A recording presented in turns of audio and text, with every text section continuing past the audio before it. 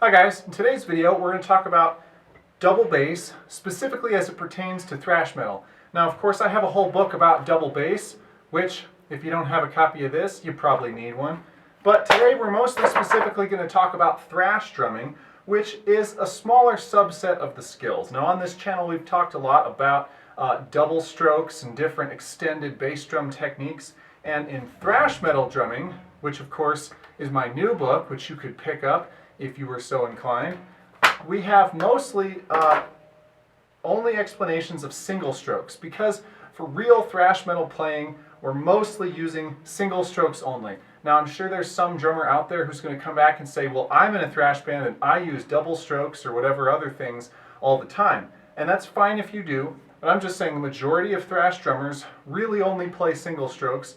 Most of them really only play from the hip, full leg, heel up strokes, although some do some ankle strokes and some floating and stuff, but it's just right, left, and adapted to the speed and the pattern that we need. So I've got everything mic'd up here today. I'm going to play a couple of examples. I'm going to try to get some foot shots going on so you can see what it is I'm doing, and we'll just, go from there. Alright, so in thrash metal we basically have two main types of double bass patterns. You can hash them up a whole bunch of different ways. If we break it down to a basic level, you have groups of 4 and you have groups of 3, and that's just for straight double bass runs. Now if you are playing in 1/8 notes, 16th notes, 32nd notes, whatever you want to call them, however you want to feel it, you're basically playing in groups of 4 per beat, or 2 per beat, or 8 per beat, right? We're just going to assume that that's all basically the same thing. All that changes is your placement of the snare and the cymbals according to those evenly spaced bass drum notes. So I'll demonstrate a couple of basic patterns, and of course you'll be able to see what I'm doing. But essentially, if I'm going slow, I'm going to be using just my whole leg to go back and forth. And if I'm going faster, I'm going to try to just use my ankle.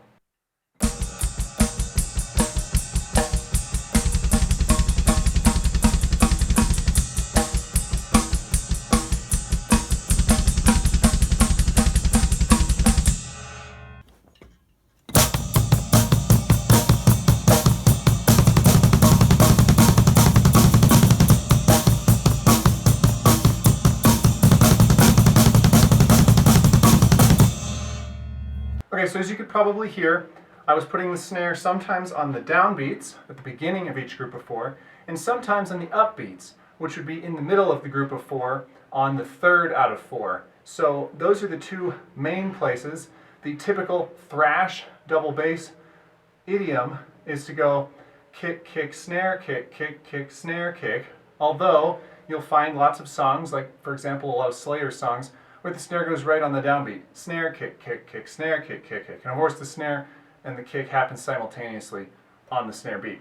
Now, of course the other thing you can do is group into 3s, which would be typically thought of as triplets, although it could be construed as 6/8 or 12/8 time. Again, these could be 8th triplets, or 16th triplets.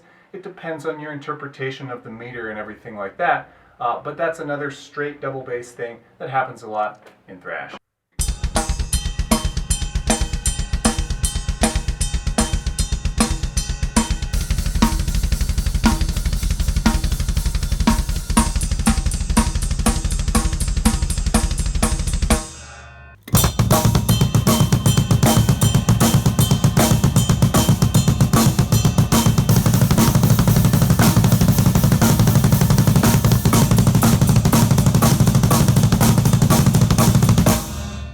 So occasionally in thrash, we don't play straight double bass all the way through. Of course, there are times when you have to just play some double bass notes, whether it be in the context of fills, like quads and 6s, which happens a lot in thrash, or if it's in the context of playing a galloping beat, or a sort of burst of double bass, whether it be triplets or 16ths, and then you sort of come off of it, and then you come back on. So I'm going to play a few different things of that nature. Some gallops, some bursts, and maybe a couple of quad and 6-tuplet type of fills, and you can sort of see how that meshes in with the double bass thrash idiom.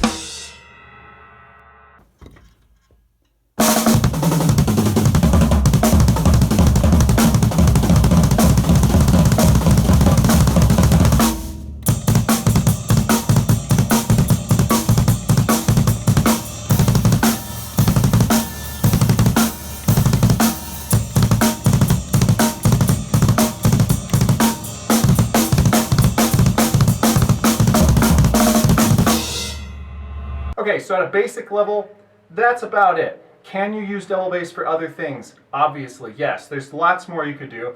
Would those things fit in a thrash context? Probably some of them, most of them, a lot of them would.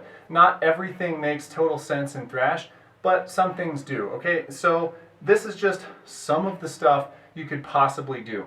So as I said earlier, you can find out all about thrash drumming in my book, Thrash Metal Drumming from Hudson Music. I'll have links below. You can also find out more about double bass in my book, The Complete Double Bass Drumming Explained, also from Hudson Music, also links below. Hopefully that was interesting for you guys. I'll be back with more later, but thanks for watching. Take it easy and have fun.